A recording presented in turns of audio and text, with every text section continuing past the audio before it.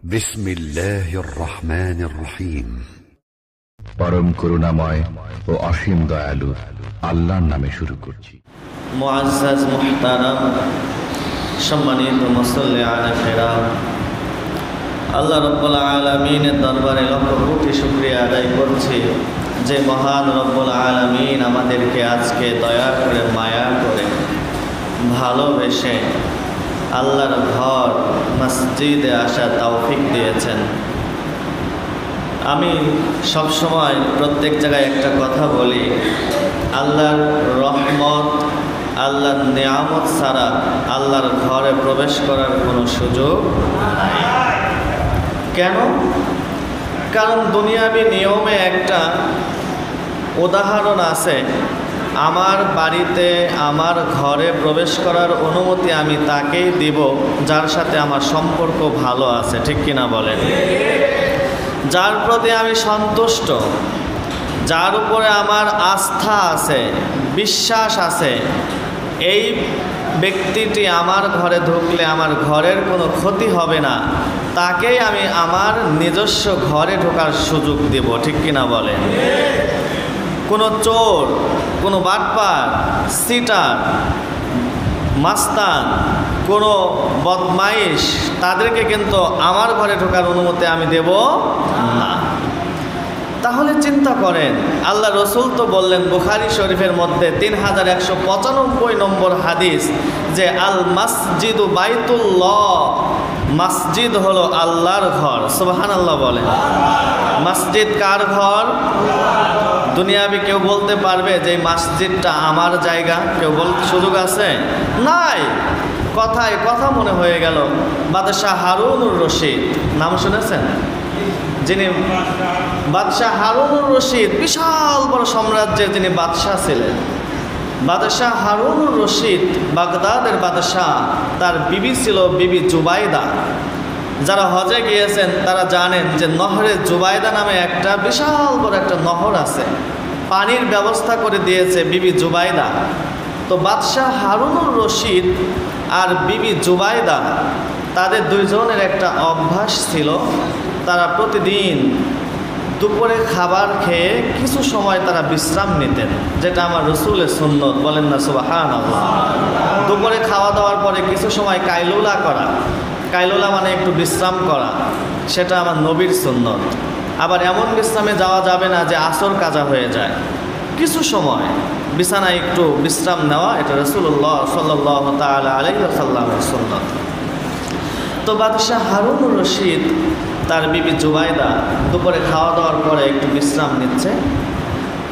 একটা সময় স্বামী স্ত্রী যারা আছেন তারা তো জানেন যে কথাবার্তা হয়, আমরা অনেক সময় কথাবার্তা বলি, বিভিন্ন বিষয়ে পরামর্শ করি। কথা বলতে বলতে বলতে এক সময় দুজনের মধ্যে একটু কথা কাটাকাটি হয়ে গেল। আমাদের মধ্যে হয় না অনেক সময় স্বামী স্ত্রীর মধ্যে? এখানে এমন কেউ বলতে পারবেন যে আজ পর্যন্ত আমার স্ত্রীর সাথে কথা কাটাকাটি হয় নাই? কেউ নাই। যেখানে মাওলা আলীর সাথে মা ফাতেমা রাদিয়াল্লাহু তাআলা আনহার হয়েছে, মাওলা আলী মাটির মধ্যে শুয়ে আছে খানায়ে কাবার চত্বরে, আমার রসুল বলতেছেন যে ইয়া আবা তুরাব, হে মাটির পিতা তুমি এখানে কেন? বলতেছেন যে ইয়া রাসূলুল্লাহ, আপনার মেয়ে আমাকে বলেছে যে আমি যা তার সামনে না যাই, এজন্য আমি এখানে চলে এসেছি। তো যাই হোক, ওদিকে যাব না। তো তাদের ভিতরেও কথা কাটাকাটি, মনোমালিন্য হয়, আবার মিল মহব্বত হয়ে যায়। ছোট্ট ছোট্ট মনোমালিন্য হওয়া এটা ভালোবাসার বহিঃপ্রকাশ। সুবহানাল্লাহ বলেন। তো সবসময় যে আমার স্ত্রীর সাথে আমার সব কথার মিল হবে এমন কিন্তু না, কিছু কিছু কথা কাটাকাটি হয়। তো বাদশাহ হারুনুর রশিদ আবার কথা কাটাকাটির পর্যায়ে এমন যাওয়া যাবে না যে তালাক দিয়ে দিলেন, এরকম যাওয়া যাবে না। বাদশাহ হারুনুর রশিদ আর বিবি জুবাইদার সাথেও কথা কাটাকাটি হয়ে গেল একটা বিষয় নিয়ে। একটা সময় বাদশাহ তো রক্ত গরম, তিনি এমন রাগান্বিত হয়ে গেলেন, একদম রাগের মাথায় বলে ফেললেন যে ইয়া বিবি জুবাইদা, আজকে মাগরিবের পূর্বে সূর্য ডুবার আগে যদি তুমি আমার রাজত্ব থেকে বের হয়ে যেতে না পারো, তোমাকে 3 তালাক। বলেন নাউজুবিল্লাহ। বলে ফেললেন যে আজকে সূর্য ডুবার আগে আমি হারুনের রাজত্ব থেকে যদি তুমি বের হতে না পারো তাহলে তোমাকে 3 তালাক। সুবহানাল্লাহ বলেন। এখানে কিন্তু একটা সুযোগ আছে, যদি বের হয়ে যেতে পারে সূর্য ডোবার আগে তাহলে তালাক হবে না, এটা মাসালা। আর যদি বের হতে না পারে তাহলে মুখের কথা ওটা সাবেত হবে, ওটা তাকলিদ করে তাদিল করে তাবিল করে তালাক পতিত হয়ে যাবে। বাস কিছুক্ষণ পরে বাদশাহ হারুনুর রশিদের হুঁশ হলো, হাই হাই কি বলে ফেললাম, কি করলাম, কি বললাম। এখন তার ভিতরে যখন সেন্স আসছে, হুঁশ আসছে, একটা কথা মনে রাখবেন, যদিও আজকে আমার এটা সাবজেক্ট না, কিন্তু একটা মাসালা বলে দেই। স্বামী স্ত্রীর যতগুলো তালাক হয়েছে কেউ কিন্তু ভালোবাসতে বাসতে তালাক দেয় না, রাগের মাথায় তালাক দিয়ে দেয়, ঠিক কিনা?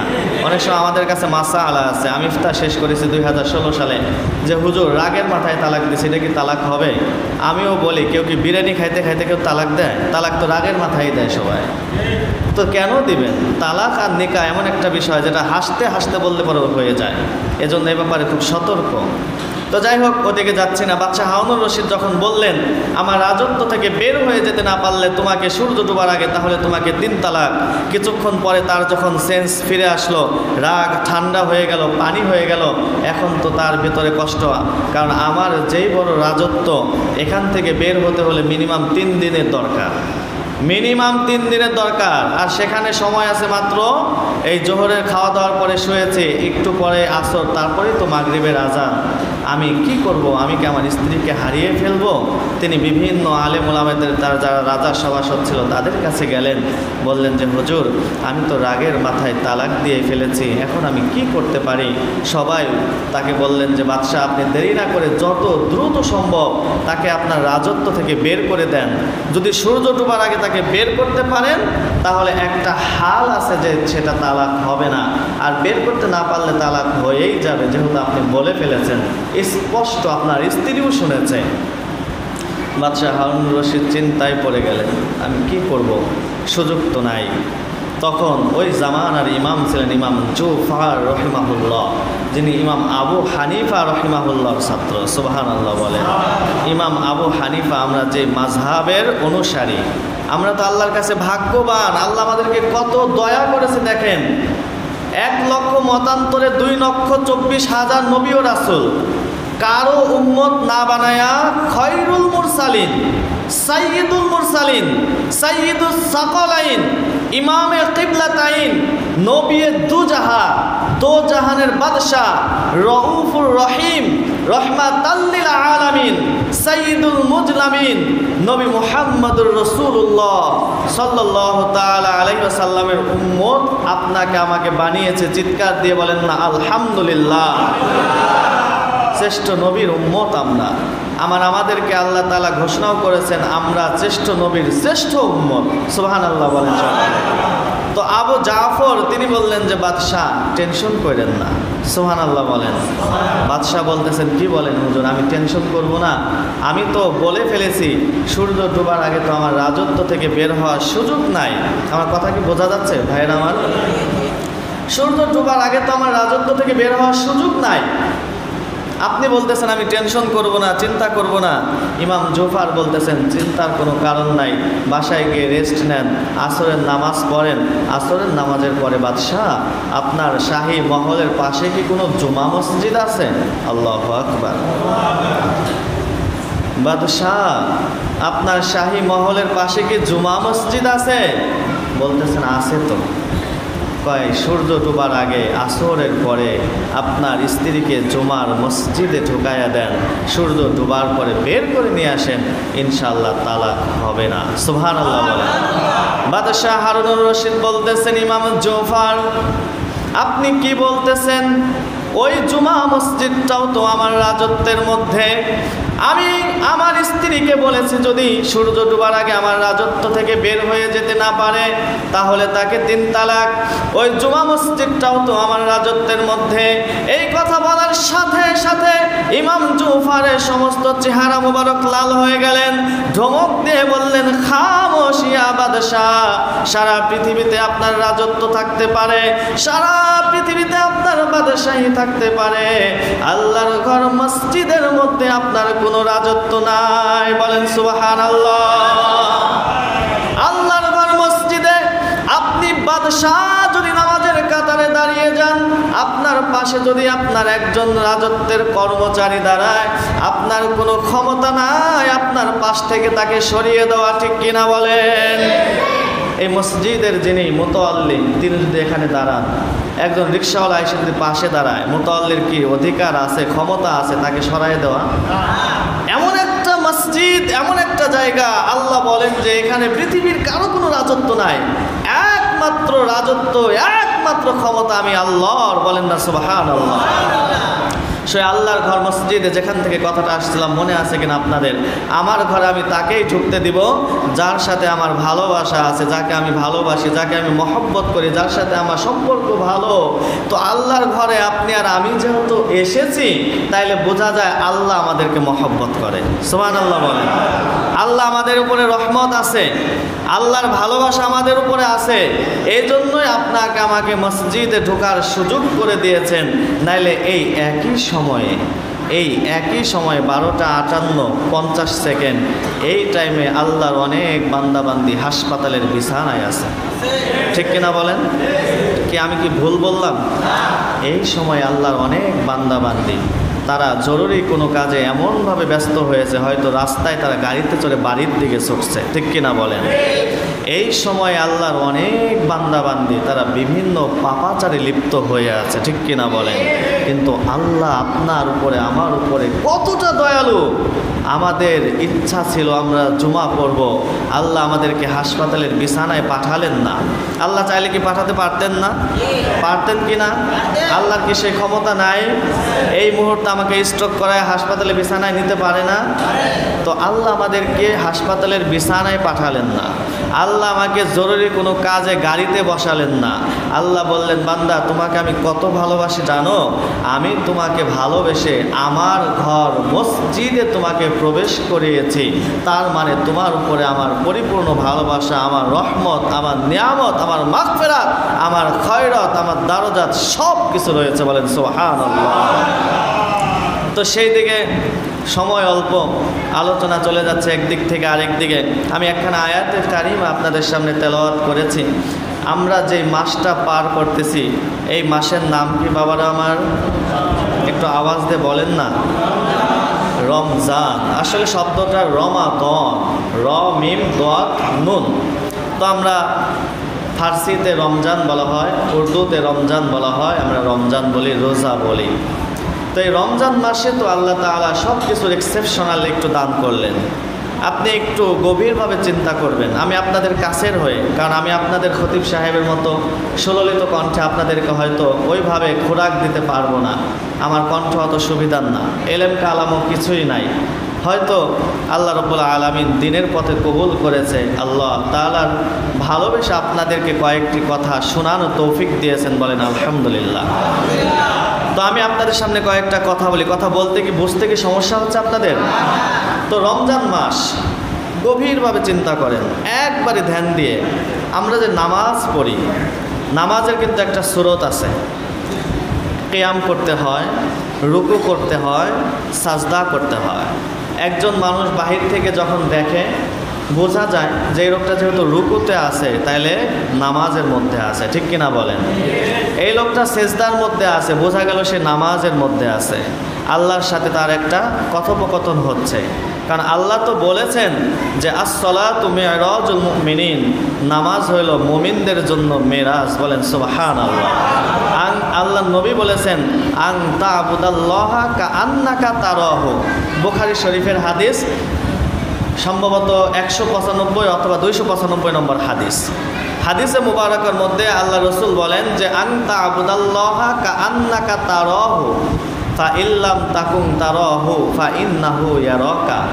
যে তুমি এমনভাবে আল্লাহর ইবাদত করো যাতে মনে হয় তুমি আল্লাহকে দেখে দেখে আল্লাহর কুদরতি কদমে সেজদা করতেছো। সুবহানাল্লাহ বলেন। যদি তুমি আল্লাহকে নাও দেখো, তোমার ঈমান থাকতে হবে, বিশ্বাস থাকতে হবে, ইয়াকিন থাকতে হবে আল্লাহ তাআলা আমাকে দেখতেছে। সুবহানাল্লাহ।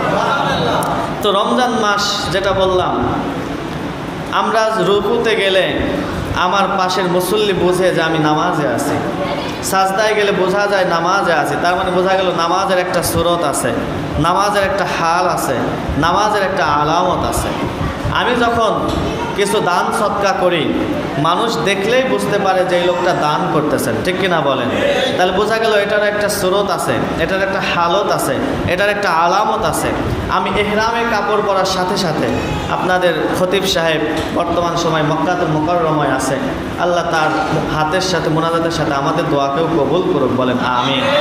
তো সে যখন ইহরাম পরেছে, কোনো মুসল্লিকে কি আর বলা লাগবে যে আমি উমরায় যাইতেছি? বলার দরকার আছে? অটোমেটিকলি মুসল্লিরা বুঝে ফেলছে যে ইহরামের কাপড় পরেছে, তার মানে সাদা কাপড়। যেই কাপড় পরার পরে শরীরের ভিতরে একটা চুলকানি দেওয়াও নিষেধ, যদি একটা পশম পরে যায়। যারা হজে গিয়েছেন তারা জানেন যে যদি খুব বেশি চুলকে আপনি সর্বোচ্চ এভাবে আঙুল দিয়ে জাতা দিতে পারবেন, কিন্তু এভাবে চুলকাতে পারবেন না। কেন? কারণ একটা পশম পরে গেলে আপনাকে দম দিতে হবে, আপনাকে কোরবানি করতে হবে। একটা মশা বসলে পরে তাড়ায় দিতে পারবেন, কিন্তু মারার মতো ক্ষমতা আপনার নাই। কেন? কারণ আপনি তো কাফনের কাপড় পরেছেন, আপনি মৃত। মৃত মানুষ তো আরেকজনকে মারতে পারে না। এজন্য যারা হজে গিয়েছেন বা উমরায় গিয়েছেন, ইহরামের কাপড় বাঁধার পরে সব নিষেধ। কোনো মশা মাছিও আপনি মারতে পারবেন না। মশায় যদি খুব কামড়ায়, আরাফাতের ময়দানে অনেক মশা আছে, আমি 2018 সালে গিয়েছিলাম, তো সেখান থেকে মশাকে আপনি তাড়ায় দিতে পারবেন, কিন্তু মারার সুযোগ নাই। কেন? আপনি মৃত অবস্থায় মৃতর সুরত ধারণ করেছেন। মৌতু কবলা আনতাল মৌত, এটা আল্লাহ রসুল বলেছে, তুমি মরার আগে মরে যাও, দেখবা তোমার মানব জীবন ধন্য হয়ে যাবে। সুবহানাল্লাহ। তো এটার একটা সুরত আছে। ইহরামের কাপড় পরার সাথে সাথে মানুষজন বুঝে ফেলবে যে আমি হজে অথবা উমরায় যাচ্ছি। ঠিক তেমনি সব আমলের একটা সুরত আছে। এবার গভীরভাবে লক্ষ্য করুন, খেয়াল করুন, আমরা যে রোজাদার, আমরা যে রোজা রেখেছি, আপনাকে দেখে কোনো মানুষকে বলার সুযোগ আছে যে এই লোকটা রোজাদার? সুযোগ নাই। কেন? কারণ রোজার কোনো সুরত নাই। আপনি আর আমি যদি ঘরের দরজা বন্ধ করে খেয়ে ফেলি, বাইরের মানুষ তো দেখার সুযোগ নাই, কিন্তু দেখবে কে? আওয়াজ দিয়ে বলুন, দেখবে কে? ঠিক তেমনি ইমাম বদরুদ্দিন আইনি রহমতুল্লাহি আলাইহি বলেন, নুজহাতুল মাজালিস কিতাবের মধ্যে নামাজের একটা বাহ্যিক সুরত আছে, মানুষ দেখলে বুঝে এই লোকটা নামাজি। উমরা হজের একটা বাহ্যিক সুরত আছে, ইহরামের কাপড় পরলেই মানুষ বুঝবে সে হজে যাচ্ছে। দান সৎকার একটা বাহ্যিক সুরত আছে, আলামত আছে, হাকিকত আছে। আপনাকে মানুষ বলবে আপনি দাতা, আপনার ভিতরে অহংকার আসার সম্ভাবনা আছে। মানুষ আমাকে নামাজি বলবে, আমি নামাজে দাঁড়িয়ে আছি। মানুষ আমাকে দানবীর বলবে, দাতা বলবে, সখী বলবে। মানুষ আমাকে হাজি বলবে, অহংকার আসার সম্ভাবনা আছে। কিন্তু রোজা এমন একটা ইবাদত, যে ইবাদতটা একমাত্র আপনি বান্দা আর আল্লাহ ছাড়া পৃথিবীর কেউ জানে না। বলেন সুবহানাল্লাহ। রোজা এমন একটা ইবাদত, যেই রোজার মাধ্যমে বান্দা এবং আল্লাহর সাথে এমন একটা সুসম্পর্ক হয়ে যায়। আমার আল্লাহ ইফতারের আগ মুহূর্তে যখন সুন্দর সুন্দর ইফতার নিয়ে আপনি আর আমি বসে থাকি, নুজহাতুল মাজালিস কিতাবের মধ্যে এসেছে, সুমিষ্ট শরবত নিয়ে আমরা বসে থাকি। আপনাকে যদি 1 কোটি টাকা দেওয়া হয়, 5 মিনিট আগে আপনি ইফতার করেন, আমার মনে হয় এখানে একজন মুসল্লিও রাজি হবেন না, ঠিক কিনা বলেন? যে সময় হবে তারপরে আমরা ইফতার করব। ইফতার নিয়ে যখন আপনি আর আমি বসে থাকি, আমার আল্লাহ আরশে আজিম থেকে ফেরেশতাদেরকে ডাক দেয়, ও ফেরেশতারা, ওই যে দেখা যায় কিছু মানুষ সুন্দর সুন্দর খাবার নিয়ে বসে আছে, ওই যে কিছু মানুষ সুমিষ্ট শরবত নিয়ে, ঠান্ডা শরবত নিয়ে বসে আছে। আজকে যে রৌদ্রের তেজ, আপনারা যারা বাইরে জানেন তারা জানেন, যারা রিক্সা চালায়, তারপরেও তারা রোজা রেখেছে। রোজা রেখে সুমিষ্ট শরবত তাদের সামনে, চাইলেই তারা খাইতে পারে, কিন্তু তারপরেও তারা খায় না। আমার আল্লাহ গর্ব করবে, নুজহাতুল মাজালিস কিতাবের মধ্যে এসেছে। আমার রাসূল বলেন, আল্লাহ তাআলা গর্ব করে বলবেন, ফেরেশতারা, আমি যখন দুনিয়াতে মানব জাতি পাঠাবো বলেছিলাম, ইন্নী জাইলুম ফিল আরদি খলিফা, তোমরা ফেরেশতারা বলেছিলাম, ক্বালু আতাজআলু ফিহা মান ইউফসিদু ফিহা। আল্লাহ আল্লাহ আল্লাহ, আপনি দুনিয়ার জমিনে এমন মানুষ পাঠাবেন যারা দুনিয়ায় গিয়ে ফিতনা করবে, ফাসাদ করবে, আপনার হুকুমকে লঙ্ঘন গ্রহণ করবে, আপনার হুকুম মানবে না। ওয়া ইয়াসফিকুদ্দিমা, শুধু তাই নয় আল্লাহ, তারা একজন আরেকজনকে খুন পর্যন্ত করে ফেলবে, রক্তপাত ঘটাবে, রাহাজানি করবে, লুটতরাজ করবে, ধর্ষণ করবে, জেনা করবে, ব্যভিচার করবে। আল্লাহ মানুষ জাতি দুনিয়ায় পাঠায়েন না। ক্বালু ইউফসিদু ফিহা ওয়া ইয়াসফিকুদ্দিমা, আল্লাহর ফেরেশতারা বলেন ওয়া নাহনু নুসাব্বিহু, সম্ভবত একবারে না সব একবারে আপনারা 7 নম্বর পৃষ্ঠায় আয়াতে আল্লাহ বলেন ওয়া নাহনু নুসাব্বিহু বিহামদিকা ওয়া নুকদ্দিসু লাক। আল্লাহ, আপনাকে আল্লাহ বলে ডাকার জন্য তো আমরা কোটি কোটি ফেরেশতা আছি, আপনাকে রুকু করার জন্য তো আমরা কোটি কোটি ফেরেশতা আছি। আমার রাসূল বলেন এমনও ফেরেশতা আছে সৃষ্টির শুরু থেকে কিয়ামত পর্যন্ত শুধু রুকুতে যায়া আল্লাহকে ডাক দেয় সুবহানা রাব্বিয়াল আযীম। কিছু কিছু ফেরেশতা আছে সিজদায় যায় আল্লাহকে ডাক দেয় সুবহানা রাব্বিয়াল আলা। লম্বা ঘটনা সংক্ষেপ করে নিয়ে আসছি। ফেরেশতাদেরকে ডেকে আল্লাহ বলবেন তোমরা নিষেধ করেছিলা দুনিয়ায় মানব জাতি পাঠায়েন না আল্লাহ, তারা দুনিয়ায় যায় আপনারা হুকুম মানবে না। একটু তাকায়া দেখো, রোজাদার চৈত্র মাসের গরমের মধ্যে রোজা রেখেছে, পিপাসায় তাদের গলা শুকিয়ে গিয়েছে, ক্ষুধার যন্ত্রণায় তাদের পেটের মধ্যে কষ্ট হচ্ছে, তাদের সামনে খাবার আছে ফেরেশতা, তারপরেও তো তারা খায় না। তাদের সামনে ঠান্ডা শরবত, তারপরেও পিপাসায় কিন্তু গলা শুকায় আছে। ইফতারের আগে হয় না এরকম? কি বলেন, হয় না? ইফতারের আগে গলা শুকিয়ে গিয়েছে, তারপরেও তারা খায় না। ফেরেশতারা কারণ কি তারা খায় না কেন আমার আল্লাহ তো জানে, তারপরেও ফেরেশতাদের মুখ দিয়ে বলা, ফেরেশতারা বলে আল্লাহ তারা খায় না আপনার হুকুমের অপেক্ষায় আছে। বলেন সুবহানাল্লাহ। তারা খায় না মসজিদের মিনার থেকে কখন মুয়াজ্জিন আজান দিবে, কখন মুয়াজ্জিন ইফতারের হুকুম দিবে, আপনি আল্লাহকে ভয় করে তারা খায় না, আপনি আল্লাহকে মহব্বত করে তারা খায় না। অথচ চৈত্র মাসের গরমের মধ্যে কিন্তু গলা শুকিয়ে কাঠ হয়ে গিয়েছে, ক্ষুধার যন্ত্রণায় পেটের মধ্যে কষ্ট হচ্ছে, তারপরেও খায় না। আমার আল্লাহ বলেন ফেরেশতারা তাইলে তোমরা যে বলেছিলা আমার আদম সন্তান আমার হুকুম মানবে না, তাইলে আমি তো দেখতেছি আমার হুকুম মানতেছে। ফেরেশতারা লজ্জিত হয়ে যাবে। আল্লাহ বলবেন আমি তাদেরকে কি দিয়ে বিদায় করব, তাদেরকে কি দান করব? ফেরেশতারা বলে আল্লাহ আপনি এই রোজাদারদেরকে বেহিসাবে মাফ করে দেন। এই জন্যই আল্লাহর নবী বলেন as-sawmuli, আল্লাহ হাদিসে কুদসির মধ্যে বলেছেন রমজানের রোজা আমার জন্য। সুবহানাল্লাহ বলেন।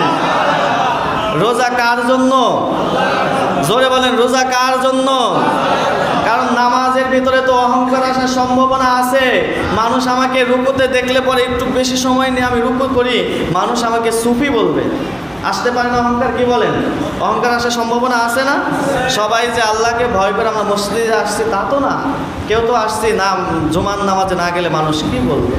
সবাই না, আমিও হতে পারি, কারণ আমাদের তো শয়তানে ওয়াসওয়াসা দেয়। আল্লাহ তাআলা কোরআন শরীফে সূরা নাসের মধ্যে বলেন আল্লাযী ইওয়াসবিসু ফি সুদুরিন নাস, যে শয়তান ইবলিস এমন ইবলিস যে তোমাদের অন্তরের মধ্যে কলবের মধ্যে বসে বসে তোমাদেরকে ওয়াসওয়াসা দেয়। বলেন সুবহানাল্লাহ, নাউযুবিল্লাহ। আল্লাহ রাব্বুল আলামিন আমাদের হেফাজত করুক, বলেন আমিন।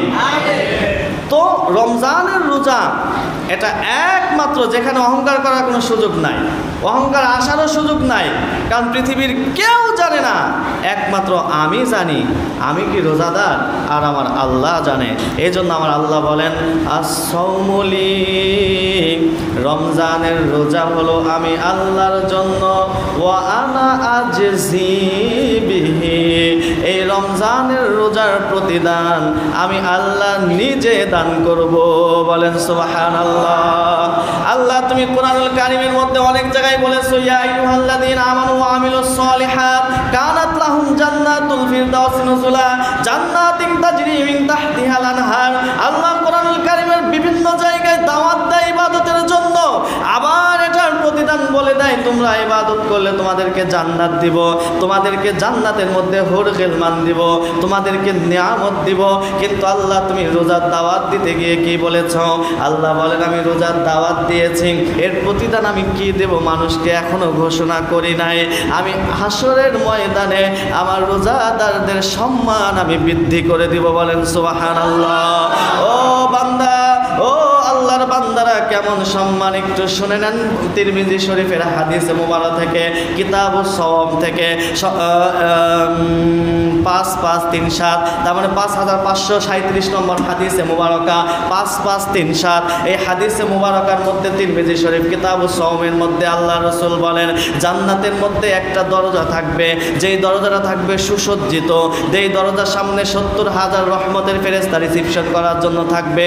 অন্য কোনো দানবীররা সেই দরজা দিয়ে প্রবেশ করার সুযোগ নাই, কোনো হাজি সেই দরজা দিয়ে প্রবেশ করার সুযোগ নাই, কোনো নামাজি সেই দরজা দিয়ে প্রবেশ করার সুযোগ নাই। আল্লাহ বলেন, দরজাটার নাম আমি রেখেছি রাইয়ান। এই রাইয়ান নামক দরজা দিয়ে একমাত্র রোজাদাররা প্রবেশ করতে পারবে। বলেন সুবহানাল্লাহ। তো রোজা পেয়ে আমরা খুশি না বেজার? বলেন তো, আসলেই খুশি? রমজান মাসে সব কিছু আল্লাহ রাব্বুল আলামিন 70 থেকে 700 গুণ বৃদ্ধি করে দেয়। সুবহানাল্লাহ বলেন। তার মানে রমজান মাসে 1 খতম কোরআন শরীফ পড়তে পারলে কমপক্ষে তো 70, যা সারা জীবনে পড়া সম্ভব না, ঠিক কিনা বলেন? তো আপনারা এখানে যারা তারাবির নামাজ পড়েন, আবার নামাজের মধ্যে 1 খতম কোরআন শরীফ যারা প্রতিদিন পড়তেছেন, চিন্তা করে দেখেছেন যে প্রত্যেকটা হরফের বিনিময়ে আল্লাহ 70 থেকে 700 নেকি দান করতেছে। সুবহানাল্লাহ। মান ক্বারাআল কুরআনা হারফান সাবউন, আল্লাহ রাসূল বলেছেন যে একটা কোরআনের হরফ যদি কেউ তেলাওয়াত করে, রমাদান মাসে আল্লাহ তাআলা তাকে 70টা সওয়াব দান করে। সুবহানাল্লাহ। তো সেই রমজান মাসে এখানে হাফেজ সাহেব আপনাদের খেদমতে এসে প্রতিদিন এই নামাজের মধ্যে দাঁড়িয়ে দাঁড়িয়ে কোরআন তেলাওয়াত আপনাদেরকে শোনাচ্ছে। 1 খতম কোরআন শরীফ যারা শুনতে পারবেন, চিন্তা করেন আপনি আর আমি কতটা ভাগ্যবান। আপনি আর আমি যদি চেষ্টা করি, সারা জীবন চেষ্টা করলেও 700 খতম পড়া সম্ভব হবে না। সে সম্ভব? বলেন। যারা কোরআন শরীফ, আমরা হাফেজ সাহেব, আমিও হাফেজ সাহেব, আল্লাহর রহমতে আমাদেরই অলসতা এসে যায়। আমিও গ্যারান্টি দিতে পারবো না যে আমি যদি 100 বছর হায়াত পাই 700 খতম পড়া সম্ভব কিনা। তাহলে বছরে 7 খতম হইতেছে, যা জীবনেও আমরা সম্ভব না। তাহলে চিন্তা করেন আপনাদেরকে কত বড় ইহসান করতেছে, তাও নামাজের মধ্যে। পৃথিবীর শ্রেষ্ঠ ইবাদত, পৃথিবীর শ্রেষ্ঠ ইবাদত, সে নামাজের মধ্যে আপনারা কোরআনুল কারীম তেলাওয়াত শুনতেছেন। 700 খতম আপনাদের আমল নামায় আপনারা নিয়ে যাচ্ছেন নামাজের মধ্যে। আল্লাহ রাব্বুল আলামিন এই যে এত বড় একটা ইহসান করেছেন, রহমত করেছেন, এর জন্য কি আমাদের সকলকে এগিয়ে আসা দরকার কিনা? আওয়াজ দিয়ে বলেন, এগিয়ে আসা দরকার কিনা? যারা হাফেজ সাহেব কষ্ট করে নামাজ পড়াইতেছে, নামাজ শেষ সবে কদরের পরে সুন্দর করে একটা হাসি দিলেন, মুচকি হাসি দিয়ে বলেন, হুজুর আগামী বছরে আবার আইসেন। যাই বলেন, একটা কথা আছে যে কিছু হাদিয়া না পেলে সে যত বড় আল্লাহ ওয়ালাই হোক, কারণ হাদিয়া দেওয়া, আদান প্রদান করাটা তার রাসূলের সুন্নাত। সুবহানাল্লাহ বলেন। আল্লাহ কোরআন শরীফে 28 পারার মধ্যে বলেছেন, ইয়া আইয়ুহাল্লাযীনা আমানু ইযা নাজাইতুমুর রাসূলা ফাকাদ্দিমু বিনাজওয়াকুম সাদাকা। এই হাদিয়া দেওয়া, এই সদাকা মানে আবার ওই দান সদকা না, এটা হাদিয়া। এই হাদিয়াটা দেওয়া এটা রাসূলের সুন্নাত। তো হাফেজ সাহেবদেরকে, তাদের তো কোরআনের দাম আমরা দিতে পারবো না, দেওয়া কি সম্ভব? আল্লাহ কোরআন শরীফের মধ্যে এক পারাই মনে হয় বলেছেন যে ওয়ালা তাশতারু বিআয়াতি সামানান কলিলা, যে আমার কোরআনুল কারীমকে তোমরা অল্প মূল্যে বিক্রয় করিও না। তো হাফেজ সাহেবরাও তার কখনো টাকার বিনিময়ে কিন্তু তারাবি পড়ায় না, পড়ায় লিল্লাহিয়াতের জন্য। তারপরও 1 মাস তারা কষ্ট করে, মসজিদের পক্ষ থেকে, কমিটির পক্ষ থেকে একটা সম্মানই তাদেরকে দেওয়া হয়। তো এই সম্মানই আমরা সবাই মিলেই তো আমাদেরকে জোগাড় করতে হবে, ঠিক কিনা বলেন? রমজানটাকে 3টা ভাগ করা হয়েছে, আপনারা কি জানেন? প্রথম 10 দিন কি? জোরে বলেন, প্রথম 10 দিন কি? রহমত আমরা সবাই চাই কিনা? দ্বিতীয় 10 দিন কি? মাগফিরাত আমরা চাই কিনা? তৃতীয় 10 দিন কি? নাজাত, আমরা নাজাত চাই কিনা? আমাদের বাবা মা যারা অন্ধকার কবরে আছে, তাদের সম্পদের বিনিময়ে তো আজকে আমরা তাকাব্বুরি করি, ঠিক কিনা বলেন? বাবা মা রেখে যাওয়া সম্পদ নিয়েই তো আজকে আমরা তাকাব্বুরি করি, অথচ তাদের জন্য আমি 5টা 1000 টাকা দান করতে আমার কষ্ট হয়ে যায়। শয়তান ওয়াসওয়াসা দেয়, এটা আপনার আমার দোষ না। আল্লাহ কোরআন শরীফের মধ্যে এটাও বলে দিয়েছেন যে আশ-শাইতানু ইয়াইদুকুমুল ফাকরা ওয়া ইয়া'মুরুকুম বিল ফাহশা, যে শয়তান তোমাদেরকে ভয় দেখাবে, এই তুই 2000 টাকা দিয়ে দিলে তোর কিন্তু ব্যালেন্স থেকে 2000 টাকা কমে যাবে। আল্লাযী জামা মালাউ ওয়া আদ্দাদা, তারা কি করবে? শুধু তারা সম্পদ জমা করে, আল্লাহ বলেন জামা আমাল আও আদাদা, আর খালি গণনা করে যে আমার অ্যাকাউন্টে এত টাকা হয়েছে, এত হয়েছে, এত হয়েছে। আর শয়তান ওদিক দিয়ে বলতেছে আশাইতানু ইয়াইদুকুমুল ফাকরা, ফকির হওয়ার ভয় দেখায়।